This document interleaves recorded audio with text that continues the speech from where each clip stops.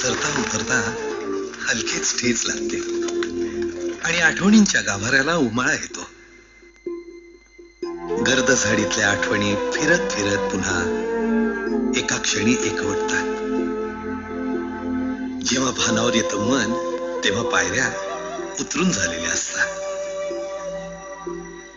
त्या जगातलं मन या जगात स्थिरावतं.